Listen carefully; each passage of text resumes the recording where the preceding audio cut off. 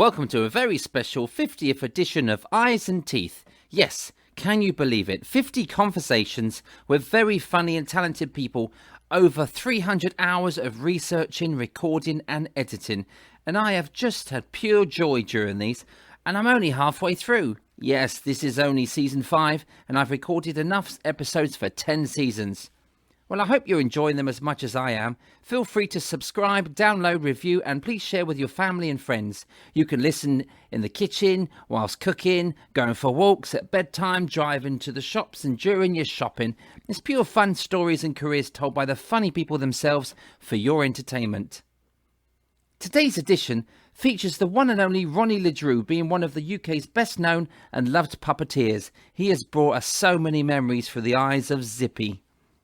Today we talk about puppeteering, the Little Angel Theatre in London, Sooty, Harry Corbett, Puppets of Prague, Zippy, George, Bungle and Geoffrey, Terry Hall, Arthur Worsley and more ventriloquists, as well as his autobiography, Zippy and Me. We have crossed paths on a few occasions, whether it was a TV recording, puppet festival or online via tweeting and poking the world through Facebook. Ronnie has always been so generous with his time, sharing his story, and I'm so pleased he joins me now on another edition of Eyes and Teeth. Welcome, Ronnie Le Drew. Hello.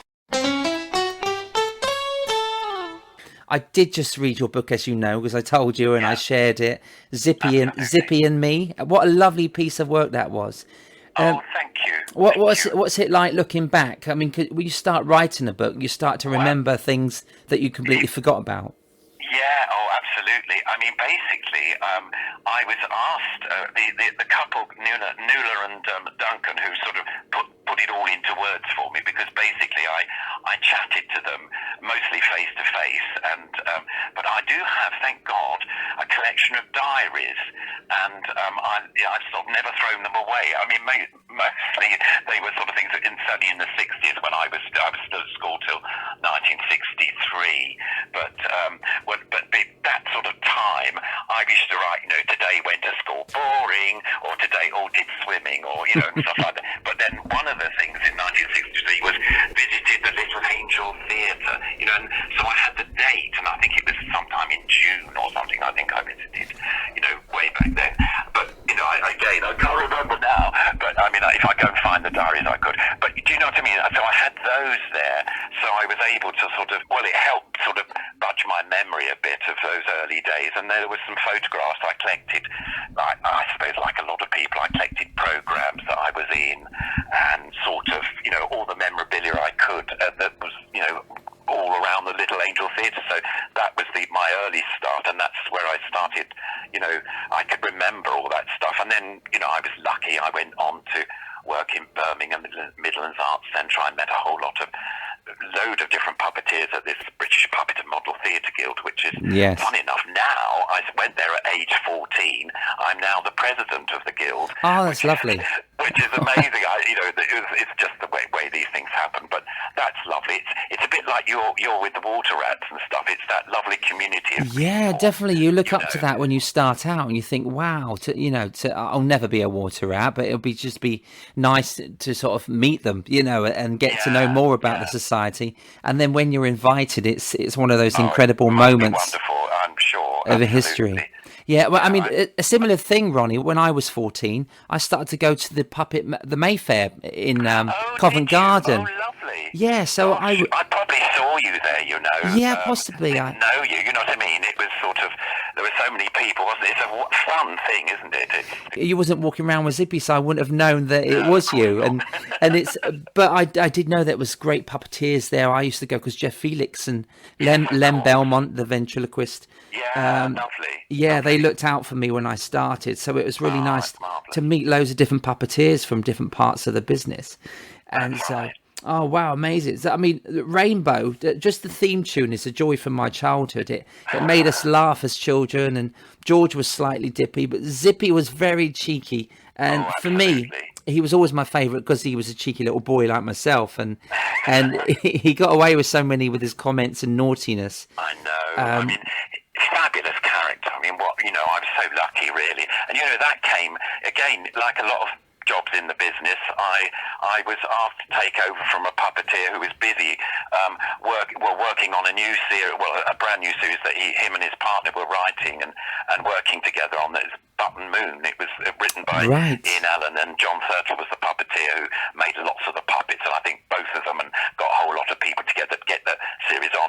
But he asked me if I would take over because, and I've known him for years because he'd started at Little Angel Theatre, so I'd sort of, been around, all these people. Anyway, he phoned me up and said, Ronnie, would you be interested? I've got to go, I can still make the puppets because he made the Zippy and Georges right through the 70s and 80s, and so he was, he's a brilliant maker as well.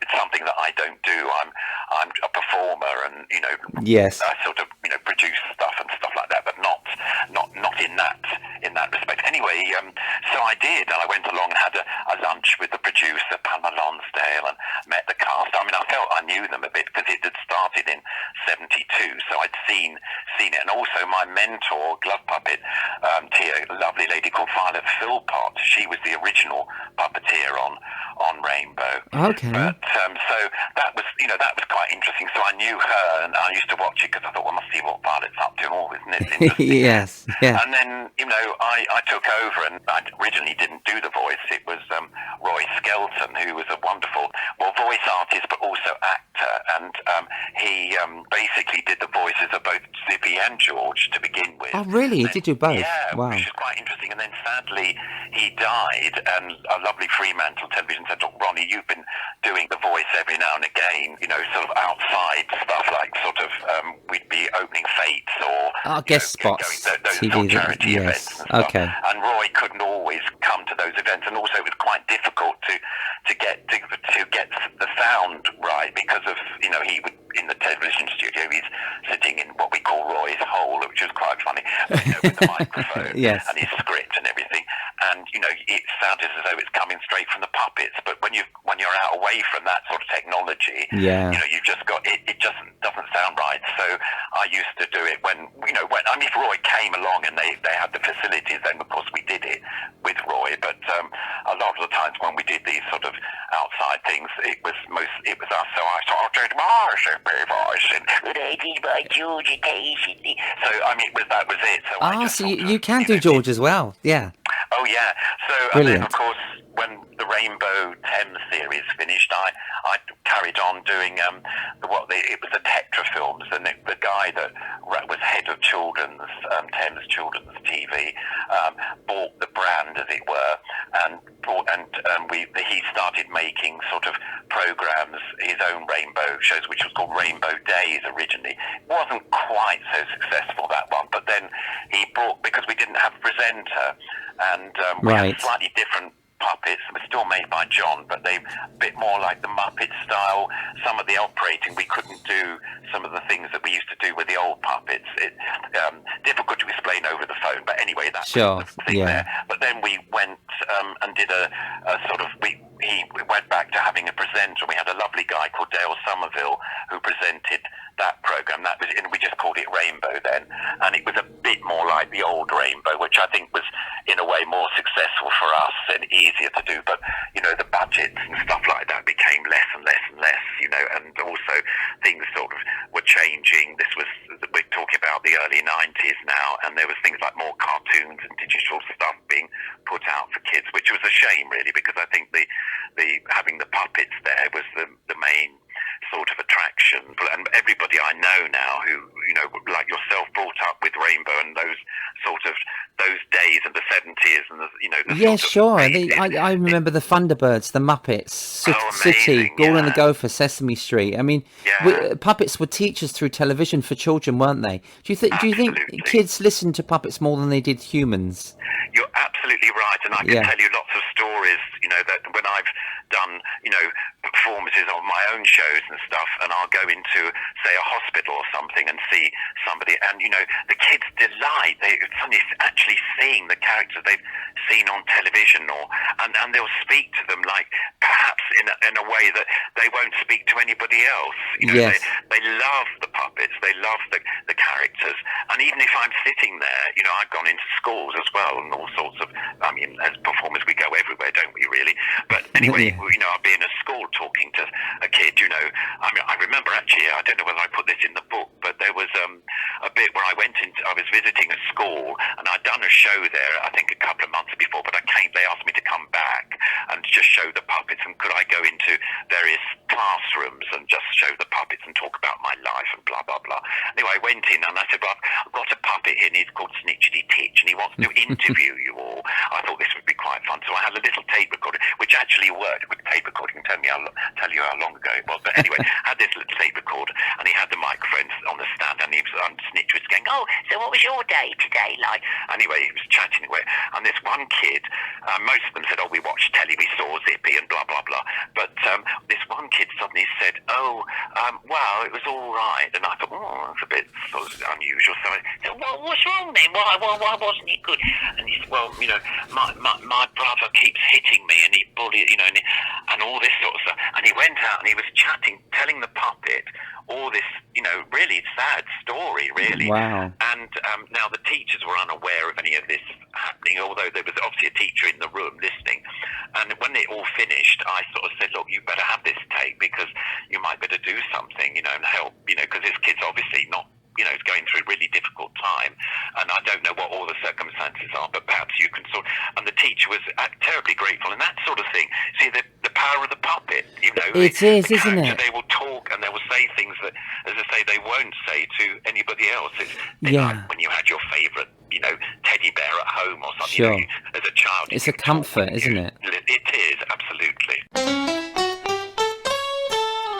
I get a lot of emails from parents saying, since my child has seen you on stage, they're infatuated with puppets. They love ventriloquism. I've never seen them laugh before. I've bought them a puppet for their birthday, and they interact now. And it really helps autism. It really helps children with those kind of problems to actually communicate. Puppets are a great communication tool, aren't they, between a child with problems. And for a child like that in the school to actually open up to your puppet, that's incredible. It was totally sort of, it wasn't, it's not a thing that you can rehearse. No, it not just at happens, all. Because they believe in the puppet, it's something they can relate to instantly, and that's it. And out comes the truth, and it's all about truth, isn't it? Really, they speak the way they feel, and it's just wonderful. They're totally uninhibited. It's something they can relate to. It's wonderful. It is a great tool, and I think I have heard of hospitals, doctors using it, and teachers actually do use puppets and in that way, and it's a great way, really, of kids opening up. I have actually used it in the past with my daughter Larissa when she was like 2 years old. If she would be kind of upset, I've got a little puppet called Chi Chi, and I would get Chi Chi out, and she wouldn't listen to us. She'd be crying and kicking off, and Chi Chi would start talking to her. She'd calm down, and she'd start cuddling the puppet and talking to the puppet. So I just kind of backed off a little bit, not too far, because I had my hand in it, but I would. I know the situation. and so, you're a puppeteer, and so, but that she would communicate with the puppet, and she said, I want Chi Chi to go to bed. So Chi Chi would read her stories at night, and I'd lay Chi Chi next to her. She'd cuddle it, and she's asleep 2 minutes later. So it is amazing, the power of the puppet. I love that. That's a good name for your next book, Power of the Puppet. I like that. Ah, yes, that's it. That'll be my second edition, I think. I love it. No, when you joined the Angel Theatre, what was it like? What was it that you fell in love with as that young man? Was it the skills of the puppeteer, the music, the lights, the scripts? It was all those things. The whole production. I just loved it. I mean, I went in, I loved the fact it was quite a small theatre. It wasn't a vast theatre. I mean, yes. I've been to theatres, luckily, as a kid, and I've seen all sorts of different things, variety things, and all that. Anyway, I went and I sat down, and it was this lovely theatre auditorium. The lights went down. I mean, I still get excited now when I sit in a theatre as a member of the audience, and the lights go down, and the orchestra start. You think, I love it. And then tabs go up, and there was this story of the Little Mermaid, which was the Hans Andersen story, not the sort of Disney story that everyone sort of knows, but this was the real story, which is actually quite sad in the end. But anyway, there was this beautiful scene with there was a gauze down in front, and I love all this theatricality, sort of visual stuff, and the lighting was beautiful. It was all blues and greens and stuff, and there was this beautifully carved figure of the mermaid with her cheek against a figurehead rock which had fallen at the bottom of the sea. I suppose it was a shipwreck or whatever. And she thought this is what she was falling in love with, a world of men, as she said, which I thought was terribly sweet. And then it moved away and it moved round. She swam round the figurehead rock, and then there was a storm, which again with all the sort of lighting and effects, and there was all these bits of the boat coming down, and suddenly there was this prince that suddenly descended and floating down, and she went up to it and said, "Oh, it's a man." You know, I mean, it's a sweet story, and of course she suddenly remembers that men can't live underwater, so she has to take the prince up. She sort of, because she can, you know, swim up and push him up into the surface, and then lays him on a rock, and the rest of the story goes on. But it was all this. It was so visual and so perfect for marionettes as string puppets, because they can do all swimming and flying and all the rest of it, you know, really with ease. And these were beautifully made figures. John Wright was an absolute sort of master craftsman of carving, you know, a bit like lovely Jeff Felix, who carves the most wonderful marionettes, you know, figures and puppets and all the rest of it. But you know, it was John's figures were so beautiful and they work so well, and I was just totally taken in. There was a mixture of different types of puppets in the puppet theatre as well. Of course, being a theatre, they could use all sorts. So, I mean, I was just totally taken in by it, and I wanted to go there, and I wanted to be a puppeteer. I mean, I'd already done shows. I mean, my beginnings were I lived in a block of flats in South London, and my sister and I used to do shows in the summer holidays. We didn't have loads of money or anything as a family, and so I just sort of devised some. Fun enough, I had about 3 Pelham puppets, you know, the ones you used to buy in the shop, so I could afford those, or I got given one or something like that. And we had a wind-up gramophone. I mean, it's so funny when I think about it. You know, for the music, which was, and then we used the records that I was given. I think a neighbour or something said, "Oh, I've got some old 78s, you can play these." And, you know, it was things like Gracie Fields. Not that I'm anti-Gracie Fields, but, you know, there was Victor Sylvester music. Bit Max Miller. Funny old stuff. Goodness knows what these shows were like. But the kids came and sat on the stairs. We were on the first floor. There was a set of stairs going up to the second floor. And that was like a raked auditorium, so they could all sit on there. And, you know, didn't mind being concrete steps. The cold bums didn't seem to irritate them. And they used to watch us doing our show, which was probably the most horrendous bit of rubbish. But it's, you know, you've got to start. I'm sure it was a little bit of magic for those children's eyes, you know, to be seeing that. You brought it to them. We may have to go and entertain people on their doorsteps in future. We're not sure. Well, it's probably it, isn't it?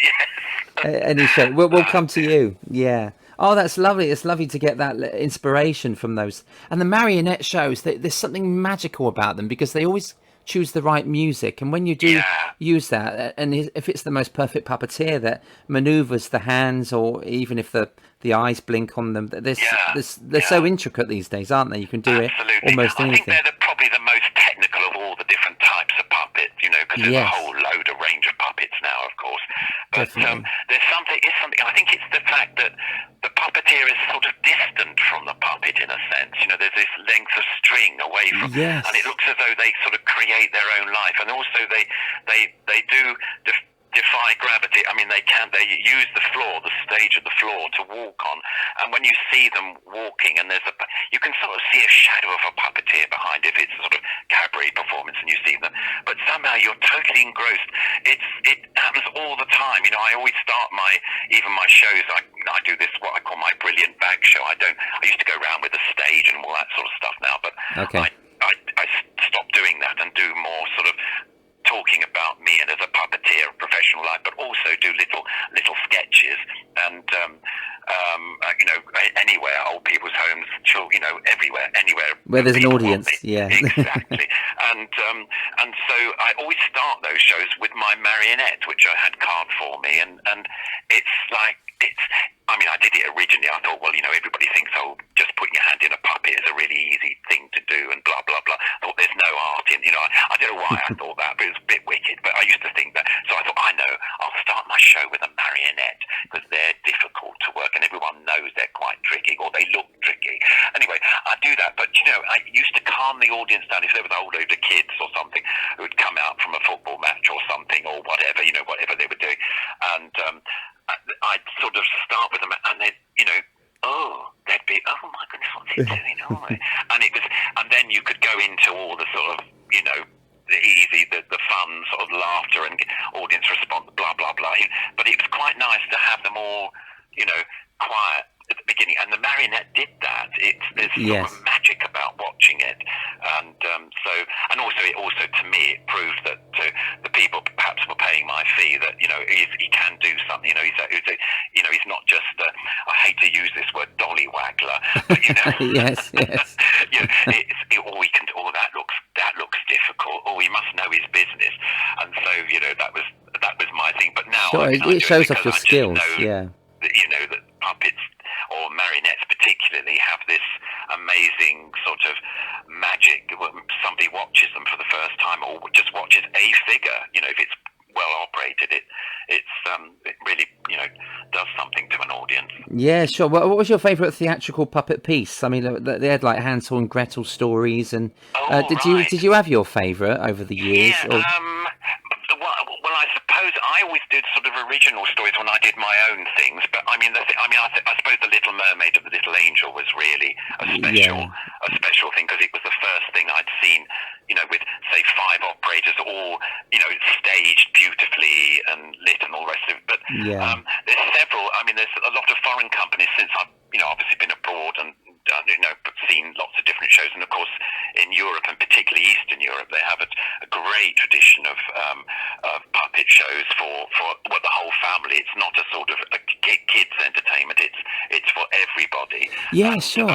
It's amazing. I went on holiday to Prague about 8 years ago, and I had no idea it was the capital of puppets. I mean, everywhere we looked, there was puppet shops, marionettes hanging in the windows.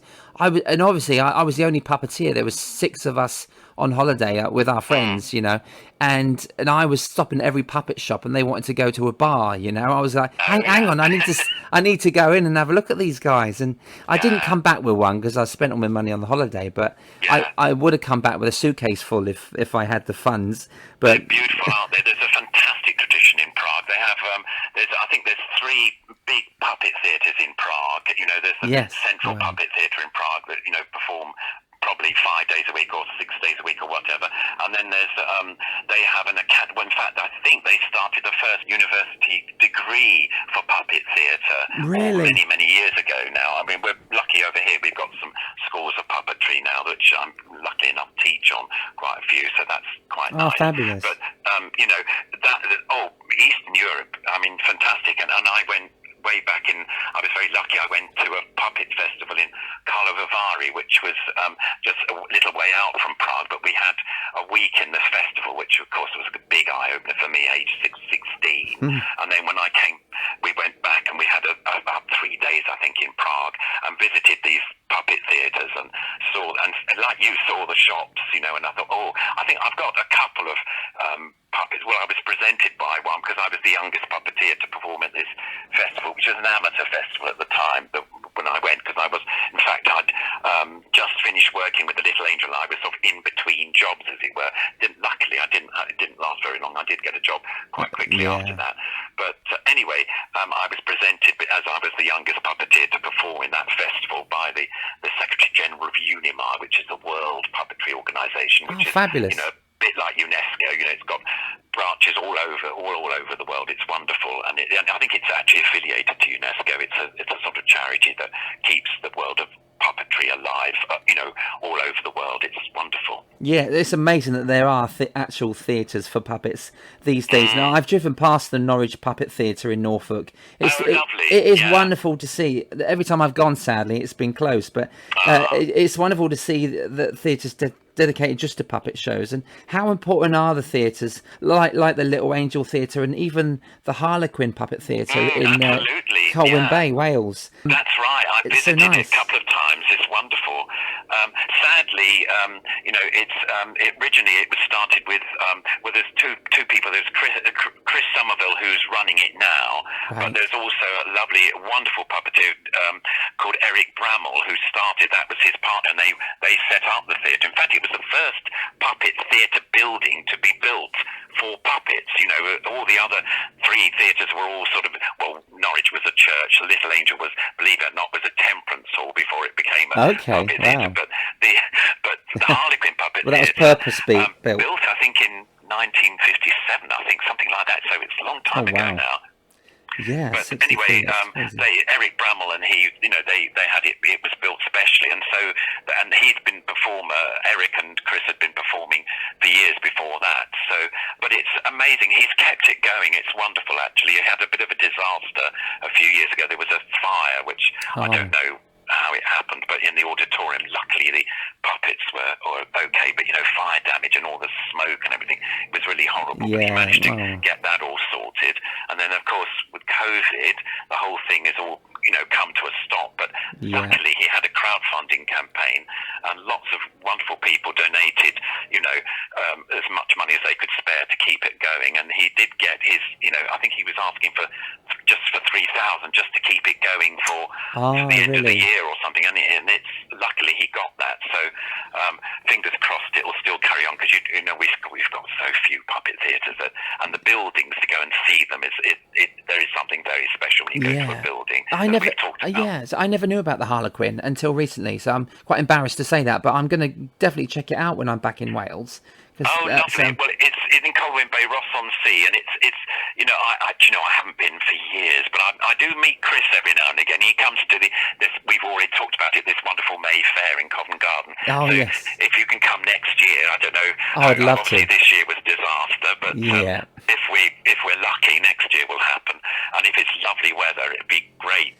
It usually is, isn't it? If I remember that back in the 90s, I remember the weather was always great at the Mayfair. Oh yeah, it was. We had a couple of rainy ones. I've been going for years, and I love it. It's like going to see old friends. I'm not a Punch and Judy man, but I love the Punch and Judy. Well, I just love theatre, but anybody involved in entertainment. But the fact that all these wonderful Punch characters, they really are. Puppets, we're all a bit mad, aren't we, in this? It's a connection, isn't it? We're nicely mad.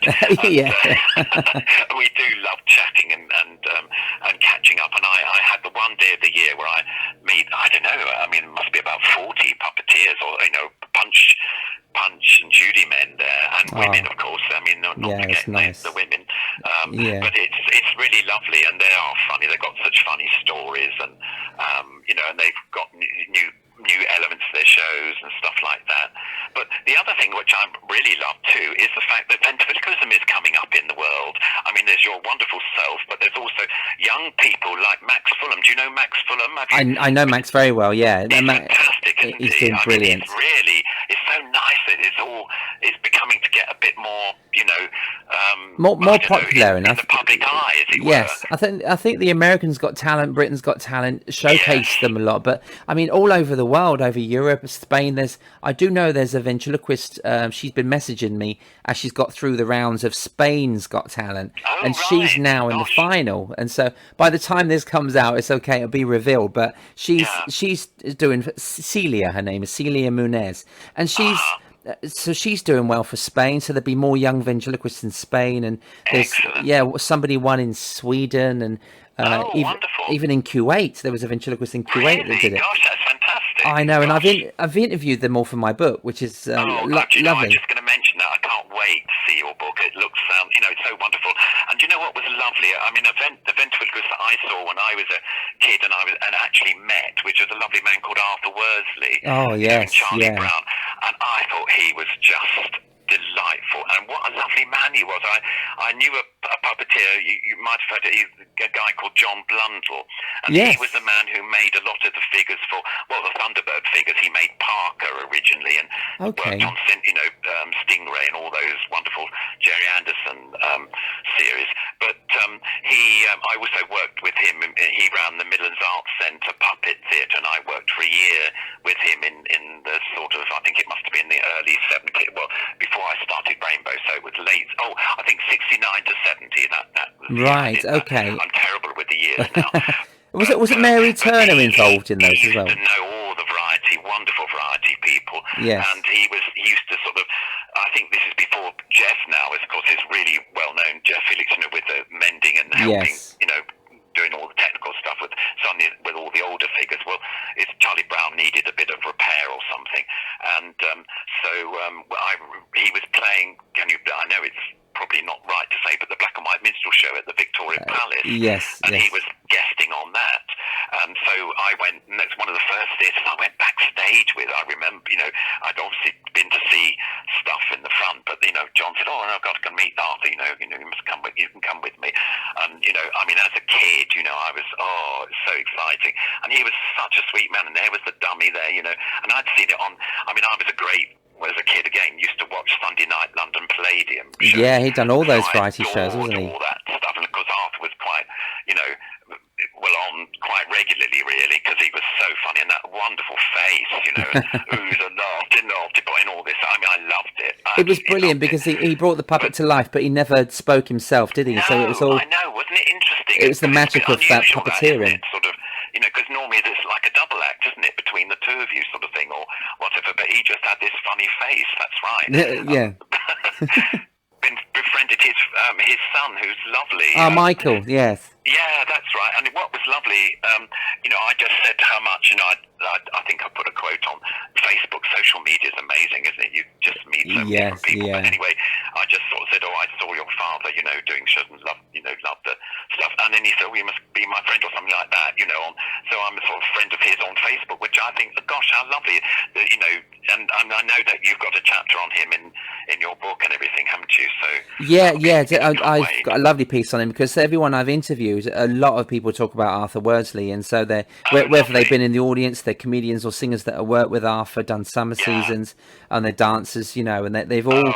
Everybody's told me beautiful stories about the man himself, and and he would have been 100 this year in 2020. Oh, really? Yeah, Gosh. so Arthur would have been 100. Wow. Bless him. So I did post a piece last week on him, just because of that reason, and had a little message with Michael. But I met Michael and his late mum Audrey about 10 years ago in the Worsley home in Blackpool, and we had a lovely catch up. And they gave me, I interviewed them, and they gave me lovely pictures for the book. So that shows you how long my research has been taking. Well, I know what it's like. Don't worry.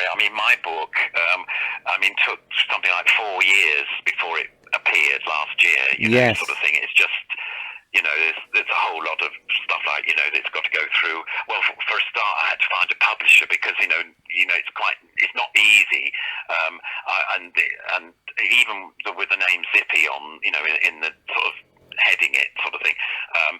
Someone said, it's lovely, but we've got lots of sort of celebrity books now. We don't really need another one or something. And then I found this publisher, Unbound, who basically was a crowdfunding,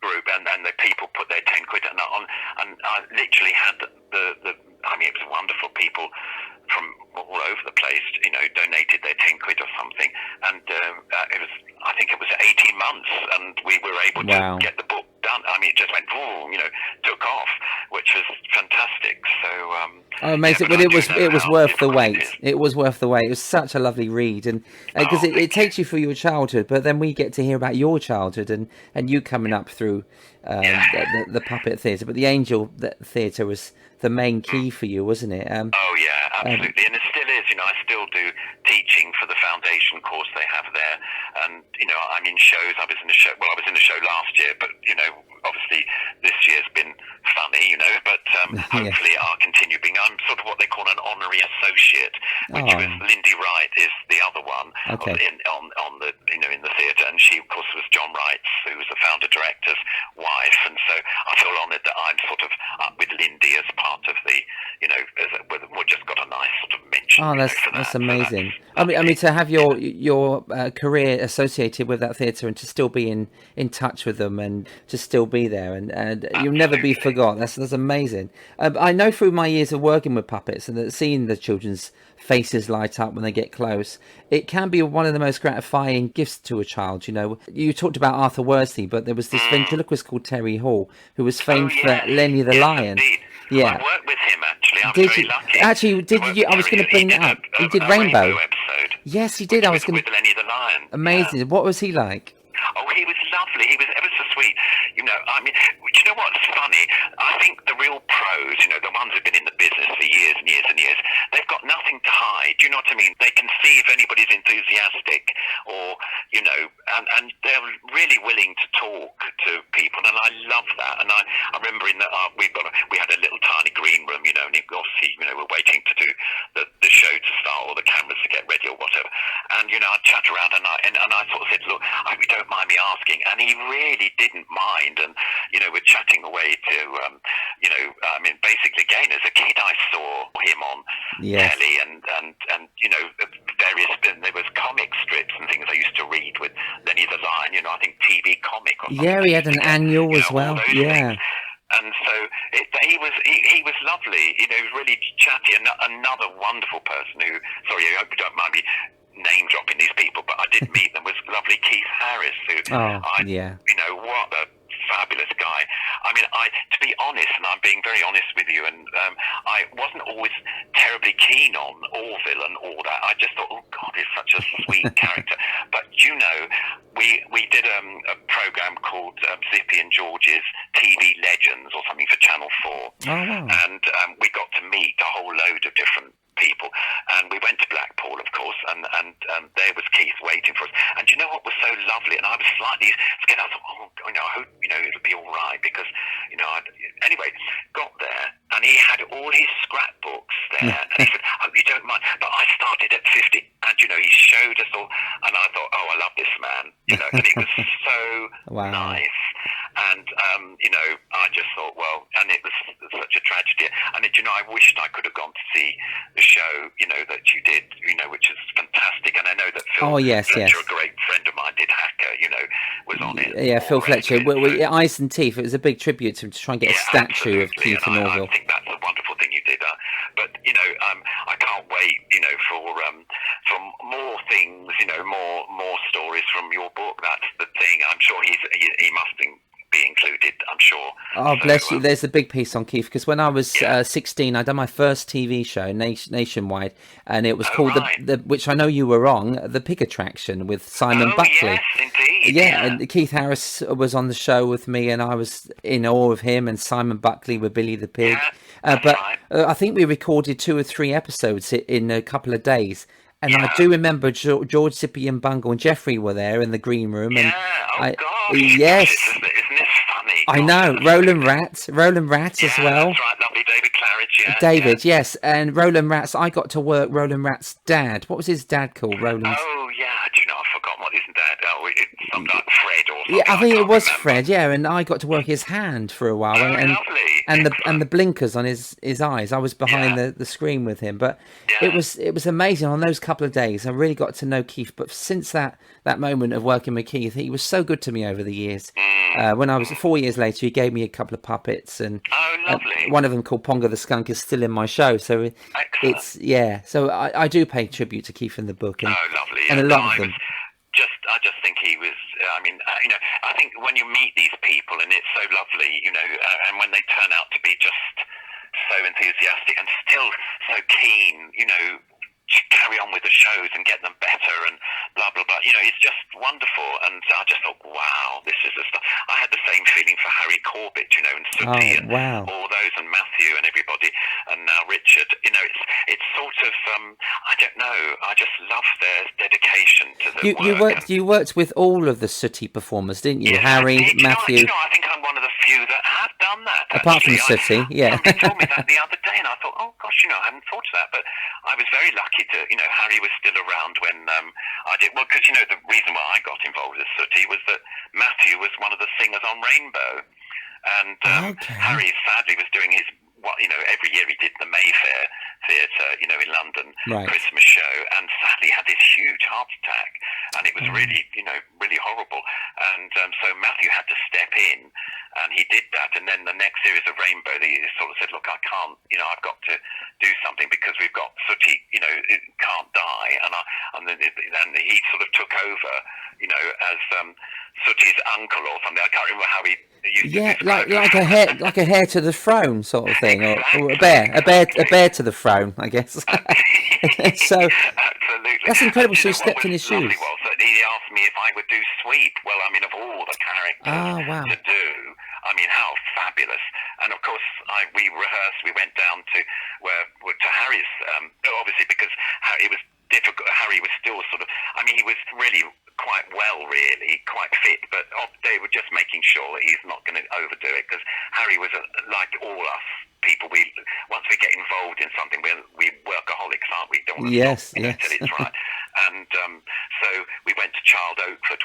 Harry lived, a lovely, gorgeous cottage, and he had a wonderful workshop. He was quite a clever craftsman as well, Harry. He used to make quite a lot of props himself, although he had this amazing man called Bill Garrett who made loads of stuff for him. Okay. But he also had a studio in the garden. It's quite a nice, two lovely cottages, put together, beautiful, and we rehearsed there. And again, Harry had all his archive, and he was a terribly tidy. I wish I would have had his tidiness, but anyway, and he we could all do with that. If you want to see all the stuff, and so I used to watch, look at his scrapbooks again, a bit like Keith, beautifully all, year from 1952, I think it started, Sooty, and until now, and it's fantastic. But luckily, Richard Goodell's got all the stuff. He bought the sort of Sooty Limited or whatever. Ah, really? Yeah.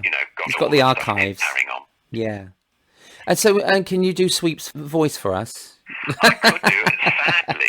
Sadly, the sweep is in the bag. But if you want me to, I can get him in about 5 seconds. I'm joking. Can I put the phone down and he can sort of say hello to you? 1 second. Continuity. Here you are. I'm sorry to keep you waiting. No, sorry. Come on, Sweep, let me come. Hello. How are you? Oh, very well. Oh, that's good. Well, where's his sausages? I don't know where they are. Sorry, it gets a bit naughty. do you know what? Do you know how amazing it is with Sweep? Is that every time Matthew would reply to what Sweep said, you kind of knew what Sweep said. Do you know what I mean? It's kind of every time he replied. Do you know what? I and had just some then, lessons from Harry. Yes. It was so sweet. He actually, because I thought, because in the scripts, a lot of the time, it was sweep. It's quite difficult to say. Sweep, squeaks. Okay. And that was it. And I thought, oh dear. But obviously he was asking a question, so I'd write in what he'd had to say, and then Harry, I'd start doing it, and Harry said, oh no, you've got to, you've got to say, Mr. Corbett. So he goes, hello, Mr. Corbett. So wow. And I used to go through with me, and so you do have to sort of. It's an incredible technique, isn't it, to learn? Yeah. I mean, it's not just the puppeteering of the hands with your fingers and the head movement, but just those key words. That he's not just squeaking. I mean, that's one thing about a squeaky puppet. Sweep did actually have a voice.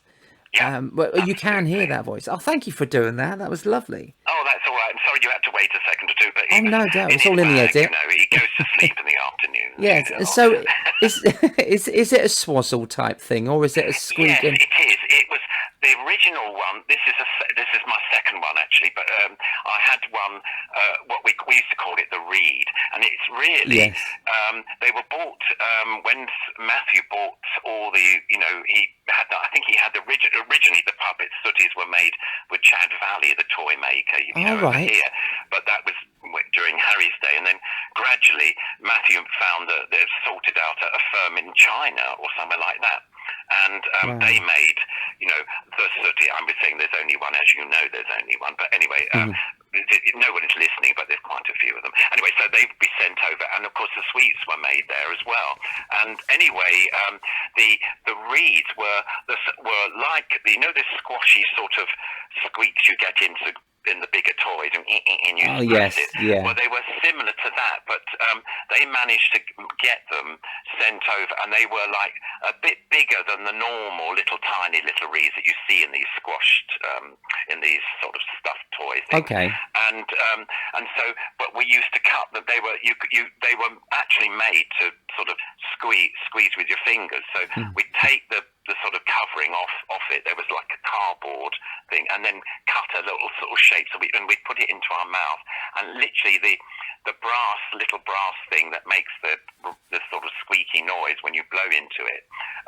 And there was a hole in the bottom of the cardboard, so the sound sort of reverberated through that, I suppose. Okay. And you had to put it in your mouth and be careful not to put your tongue around it, or else you'd make it would lose its squeak and all that. So it was quite a complicated thing, but that's what they have, and I think Richard's he's only got a few left now. I mean, I'm not quite sure what he's going to do.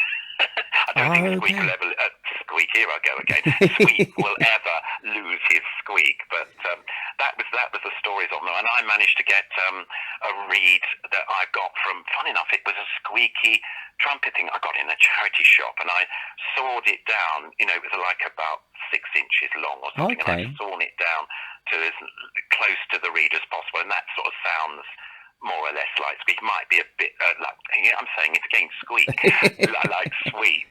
So but it might be a decibel a bit higher or lower or something to the original one. But I mean, it's as soon as you've got the puppet on in your it comes to life. It's all there. It does come to life, doesn't it? I took my daughters to go and see a Sooty show, and they fell in love. The local theatre, and they just fell in love with Sooty. And we met Richard afterwards, and lovely. Little Larissa, she was 3 at the time. She must have loved it, 'cause it's great for the young ones. It's so beautiful. I was talking about Terry Hall. He was with Lenny the Lion. When the theatre manager would bring children to see Terry at the end of the show, obviously to meet Lenny, Terry would stop them at the dressing room door, would never let them in until he's got his hands in Lenny. He would never want them to see them lifeless, which is the right thing to do. That's lovely. I think that's sort of nice, especially for young ones, because they believe they're real to them. Yeah, he didn't want to ruin the magic. It's important, isn't it, to keep that mystique in a sense. It is. It's a sense of wonderment for children, like magic or Santa or the Easter Bunny. You don't want to ruin that. No, absolutely. That magic. Oh, that's brilliant. That's lovely. And you also, going back as well, you worked on Michael Bentin's Potty Time. Potty Time. What was the potties like? They're little men with beards. I saw a clip recently. That was such a funny thing. Basically, I was intruder, really. That was happening in Studio 2. We were in Studio 3 doing Rainbow. Okay. And sometimes there'd be the musician's number. Well, not sometimes. They'd always have a song. And sometimes they'd be a bit more complicated, maybe a couple of costume changes or something. So that would take, a good, sometimes between an hour and a half to get finished. So I'd leave the green room and walk into Studio 2, because the director of Potty Time was an actor called Leon Thorpe, and he used to direct Rainbow. And so I used to just go in and watch, because it's a puppet thing, and I knew the puppeteers, a wonderful puppeteer called Barry Smith. And it's like a big family then, really. You all knew each other. We were, really were. And of course, lovely Michael Bentin, who was an absolute, again, everybody I've said they're lovely, aren't they? But honestly, it is true. Tell us about the nasty ones. I can't remember a nasty one. I think I put them in there are a few, I'm sure. But if I do meet them, they are put in the far back regions of my mind, and I don't even think about them. It's the best place for them. Michael was really lovely man, and there was the things I loved about it. I mean, the potties were quite funny. They were, it's again Michael's thing. He pre-recorded all the voices. He done them himself, didn't he? And being a goon, he done a lot of voices anyway. Well, so exactly. So he had all that background, and he had this Canadian couple who were very sweet and made all those lovely things which I found fascinating. Do you remember they were like flea circus things, and he had this thing where you wouldn't see them. There'd be a sort of imaginary, but he'd make all these funny noises, and they'd have like a sand thing, and you'd suddenly see like footsteps in the sand, and pulling bits of street.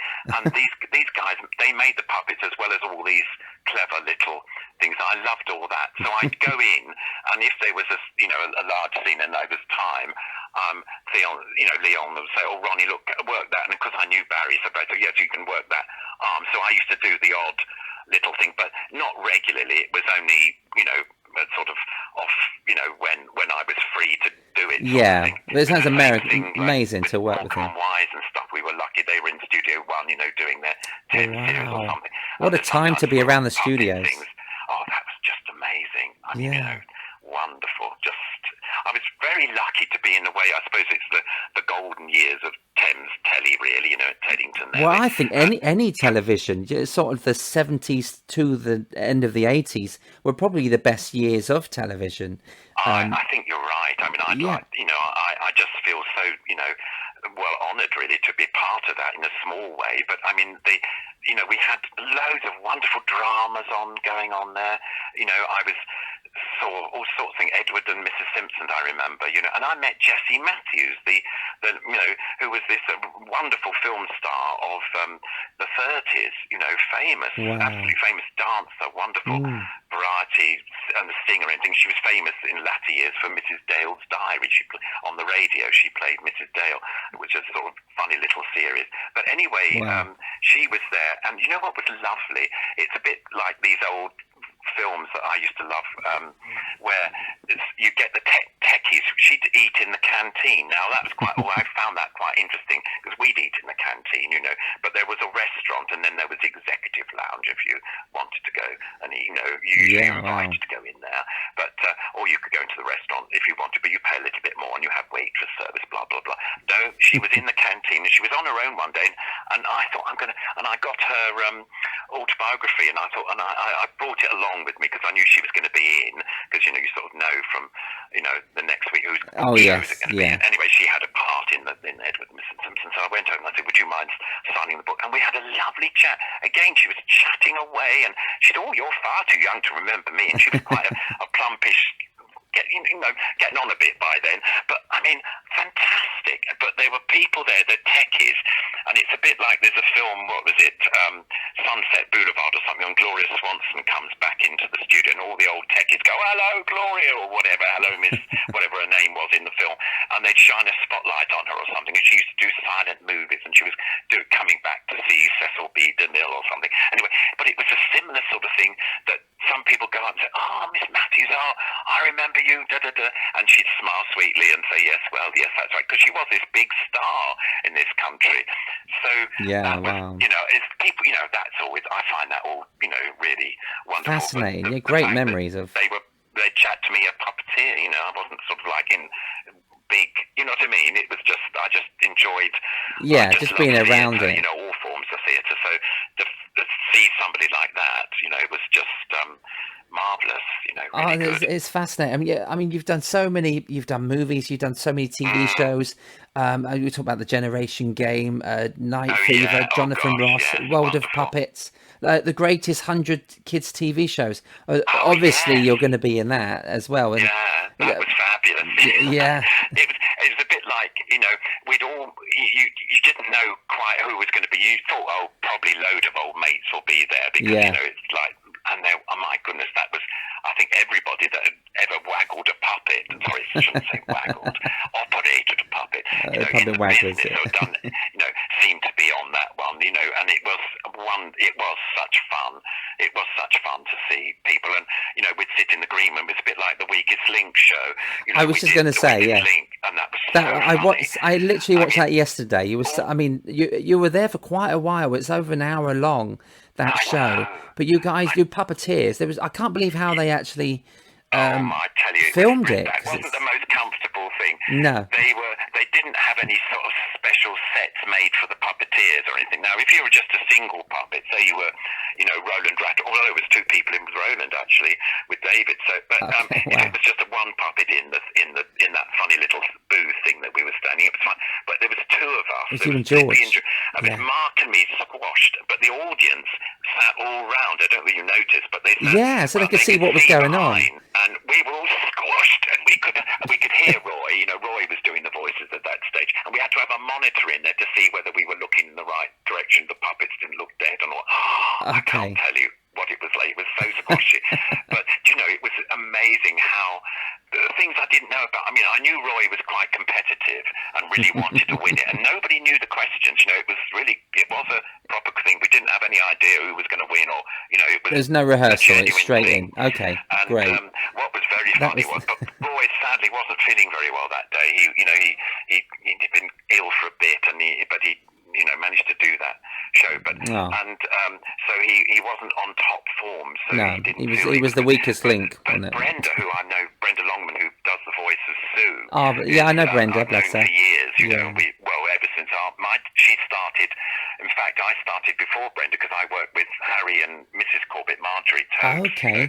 And then one of the directors said we must have a new Sue's voice now, I think, and that's when I met Brenda. So I met Brenda when she started, which is, it's got to be 30 or 30 odd years ago.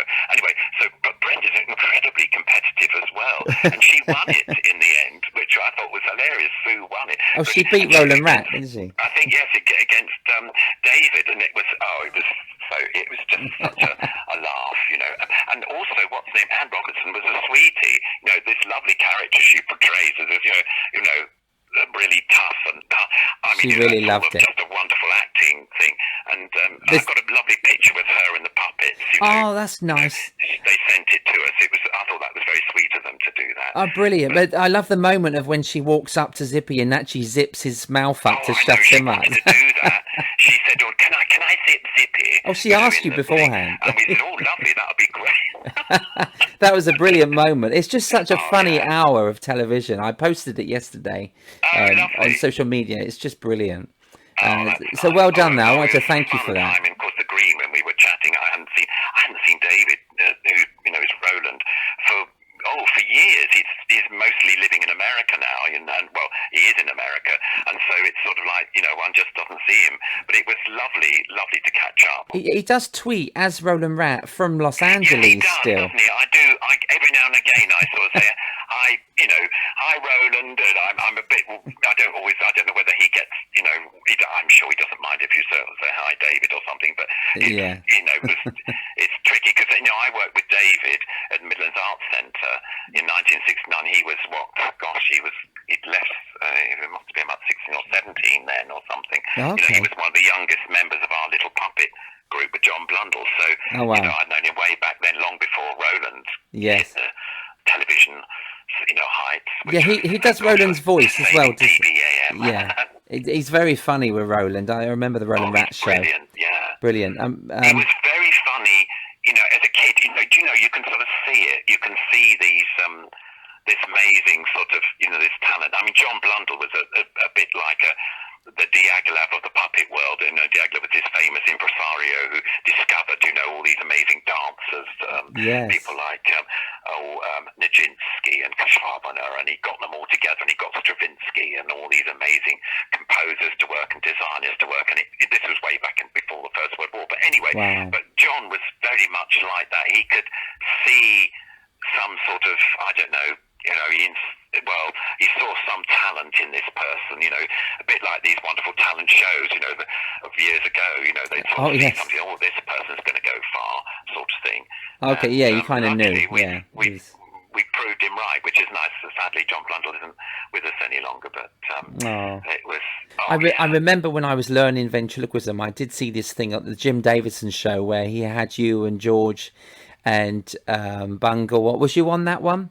Yeah, Jim Davidson, and it got very naughty, didn't it? It was very... very naughty. I mean, there are outtakes somewhere, probably on YouTube. I saw the outtakes yesterday, naughty. Which are very, very naughty, and then I saw... I mean, naughty words were spoken.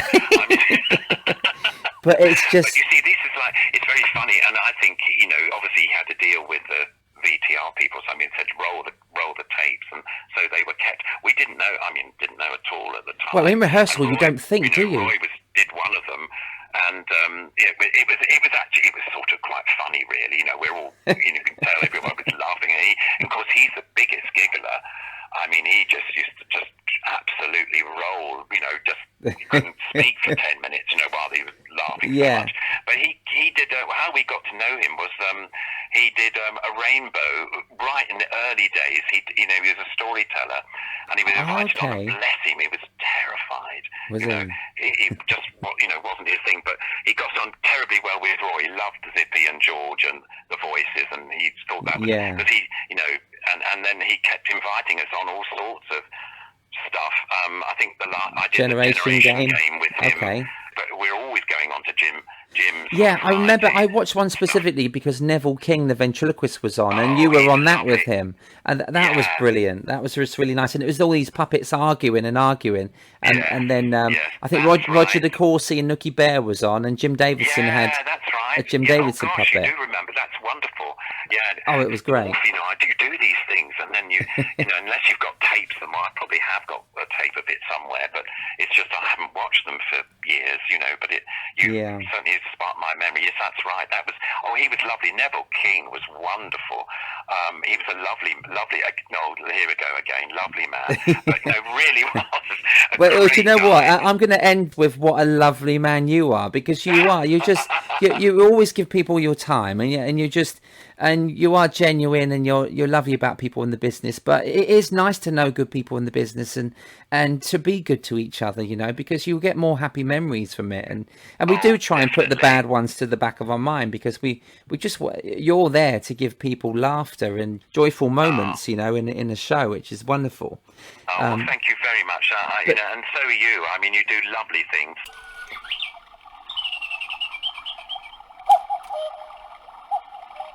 So I'm really, I was so thrilled to meet you. Wasn't it funny when we met? Because I nearly didn't go in. Really? I love where we met as well. Studios for that lovely ventriloquist. It was for I've forgotten his name. Len Insole. That's right. Anyway, I went in. I walked up the stairs, went and down because I've known that. I knew the building, and I walked, and there was all these seats were filled with all these vent figures, the traditional ones anyway. And I went, I'm a bit scared of all this. Really? I don't think I could go to Vent Haven or wherever it is in America. No, there's 500 of them, thousands. But it was the friends that were there. I mean, there's Brian Clark, who's a Punch and Judy man, who's wonderful. Yes. He's so funny, and I've known Brian for years, of course. And of course, Jeff. I knew Jeff was going to, and I was doing it for Jeff as well, because I've known Jeff right from the early days, So but it was such a lovely event. I loved it in the end. It was really nice, and that was one of Jeff's first, sort of public appearances since because he had this mini since he had the stroke. Really, I know. And do you know what? But he's now carving and making. I mean, he's wonderful now. He's getting it back, isn't he? Which is lovely. Fantastically well. That was a lovely event, and that's when, of course, I met you, and I thought, I know that man over there. I've seen him on TV. It was lovely to meet you. Really nice to finally meet you. I've been a fan for many years. I knew about your work. Nice. And one of those lovely moments was actually introducing Jeff Felix to Peter Pullen, two makers that had never met. That was such a lovely moment to see. I took a picture of them talking because it meant a lot. It's nice when people come together like that. He made lots of stuff with Sooty, and because he did that. I always forget the name of the stuff, but he's done loads and loads of stuff, and he's still active, isn't he? He's still doing stuff, isn't he? Or Peter, sort of retired now? But Peter makes for me still. He's still got one in production, so he's made about 15 of my props recently. Fantastic! Since we met in 2012, I done Panto actually. I had Keith Harris put me in touch with Peter because he made Orville. Keith Harris, I said I need a new Pongo, and then but I needed it quite quickly, and he said Peter Pullen would make it for you because he still makes the odd Orville, or fixes him for him, So he made Pongo for me, and I went straight into Panto with Kudos, and that was fabulous. Yeah. So so he's still working. Doing stuff because I've been out of it for a little bit in that sort of world a little bit, so I haven't I thought, I wonder whether I hope they're still working, because again, these people that have been in the business for so long, and because he'll understand you'll need it in 2 weeks or 3 weeks or something. Yeah, he'll do his best to get it done, won't he? And that's what's so lovely with in this profession. People, if they know about the business, they'll do something, do it specially for you because they understand the time scale and all. They know what it means to you as well to have them working on it. And no, I'm very aware of the time, and I really appreciate the time you give me today. You've done so. I could talk to you all day, Ronnie. You've worked on the first movie I ever saw at the cinema was Labyrinth. You worked on Muppet Christmas Carol. I went to the premiere. I met Frank Oz there, and Little Shop of Horrors, Muppet Treasure Island. Well, what memories do you have? I did a little bit on the latest thing I sort of film-wise was, of course, it wasn't this year, but it was Dark Crystal: Age of Resistance, the Netflix series. I did some work on that, which was wonderful. Lovely. Again, meeting old friends. Dark Crystal's a beautiful movie. Been very lucky. Thank you for bringing all those memories. I've got one more thing to ask you. Okay. Now, if you were sat down at a dinner party which 4 puppets from around the world, from around history, would you have having dinner with you? Which 4 puppets? And it could be any of the ones you've worked with or any of the ones that you admire over the years. You have to choose 4. Well, gosh, that's a difficult one. I think now this sounds a bit dark, but I think I'd have to have Zippy there, I think. Okay, yeah, he's the because, host. Yeah. He'd, if I dried up for any reason, he'd, carry on. And I adore Sweep, because they're all naughty, of course, all these characters. All the cheeky ones, probably yeah. It's my sense of humour. Now let's have a serious one. Oh dear. A serious puppet, wow. I like that. Let's see. Oh dear. Gosh, what 4 puppet characters? There's 2. Well, there's one of my own which I really like. It's the Dodo bird, and he's faithfully like that. And I think he would bring a bit of sense to the occasion. So that's 3. Yeah, I like him. He sounds a little bit like Dennis Spicer. I like that. I tell you what I'd like. It's a sort of string puppet, but it's a character that I've been lucky enough to work for quite long. Whether or not he'd be very good at a dinner party because he doesn't speak, but it's Muffin the Mule. Oh, I worked lovely. with Jan Bustle and Anne Hogarth in the 60s. And Amazing. I literally been using Muffin. I borrow him when I go into old people's homes because, again, he's of an age where these old people would have remembered him. Well, their eyes would light up, wouldn't they, if they saw Muffin the Mule? It'd be amazing to take that into homes. Yeah. No, you're absolutely right. I mean, they do. And, I can tell you a very quick story. This is me wittering again. But I was at the old people's home. I usually save Muffin till last. And I'm working on, he's the original one, 1932 or 3 he was made, which is amazing. So he's over 80 and he works brilliantly. So I'm working this puppet round the people, and I go, there's some of them in wheelchairs and, all round. So I'm going, hello, and this Muffin, and they're smiling sweetly. And then I went round to this one lady, and she started singing, here comes Muffin, Muffin the Mule. Oh. And I thought, how sweet. So I joined in the song, and because that was like his signature tune. And then I walked away, and that was lovely. I said, well, that's it. Thank you ever so much for listening to me. I hope you enjoyed the show, blah, blah, blah.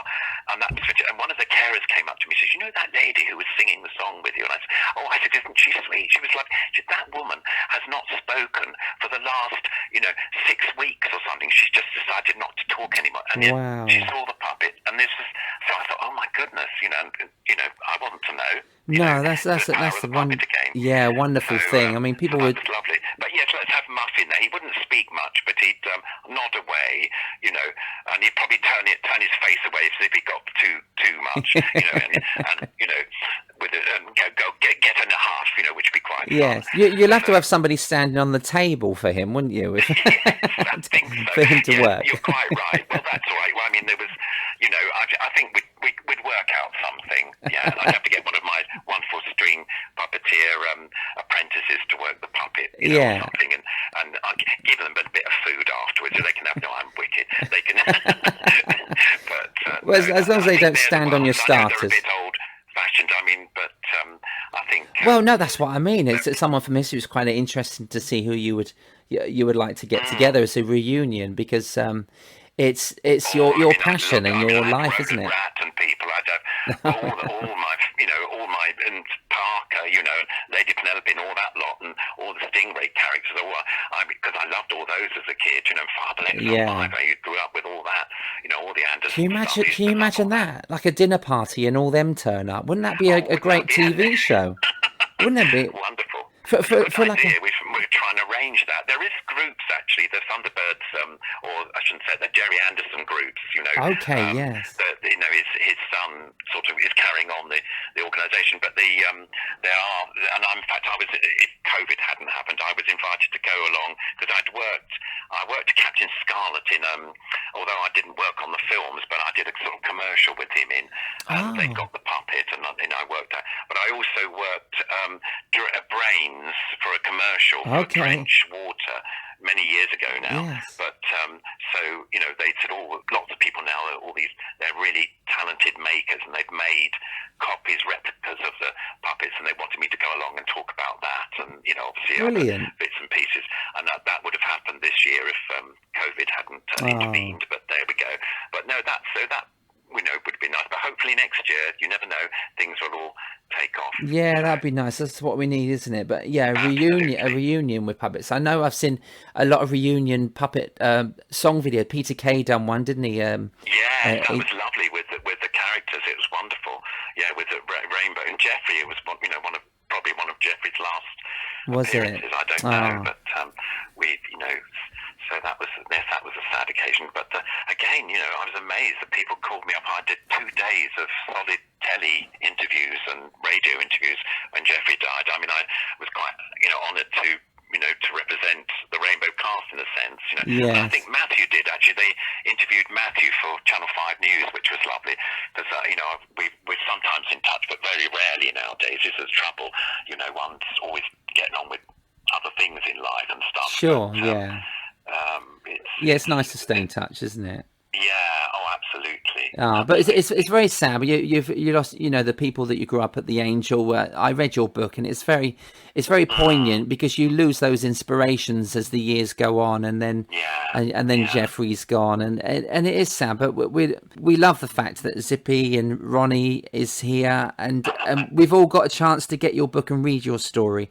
You're very kind, and thank you so much for promoting it. If I promoted it, it sounds like self-promotion, but for somebody who's read it and is doing it, it's really kind of you. No, I think it's an incredible thing to always pass it on, and always pass on. I've always had people like Keith Harris and Jimmy Tamley, a ventriloquist, and people like yourself who actually talk to the younger generation, and I always appreciate that. And so sharing each other's work, I think, is an important thing. It's absolutely nice. Totally agree. That's what I do all the time, and there's no sort of mystique. If you can always tell that genuine people who really want to learn, can't you? And there's some people who just want to know all the gossip. You think, well, that's fair enough. I can tell you some gossip, but it's the people that want to continue and carry on and really want to do it. I've got several. I've got loads of youngsters, who follow me and ask me questions, and they're so sweet, and that's great. So it's as you say, it's like ventriloquism. It's gradually, taking off again, and that's wonderful. And it's all partly your inspiration and all the other new people that are around. I call you new, but I know you've been in the business for a while. Yeah, I know. It's about paying it forward, isn't it, Ronnie? Paying it forward. Like Little Max. Little Max is great. So it's. Oh yeah. Well, thank you so much, Ronnie. Let you enjoy your lunch. Thank you very much. But supper soon. I'm so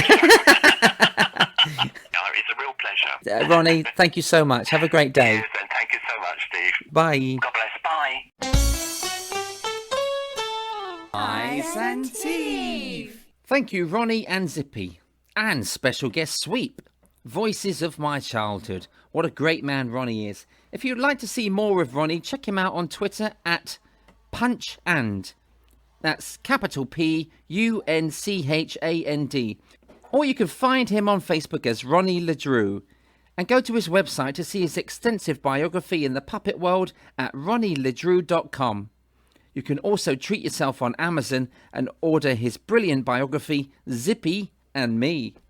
Today's comedy quote comes from the wonderful puppeteer Jim Henson. Watch out for each other. Love everyone and forgive everyone, including yourself. Forgive your anger, forgive your guilt, your shame, your sadness. Embrace and open up your love, your joy, your truth, and most especially, your heart. Eyes and Teeth is written, produced and hosted by Steve Hewlett. Vocals by Lola, Nina and Larissa Hewlett. Additional vocals by Rich T. Eyes and Teeth music and jingles are produced and performed by Kevin Dean. This has been fun, and if you would like more of Eyes and Teeth, tune in a couple of days when I talk to a top talent, the brilliant Jay McGee.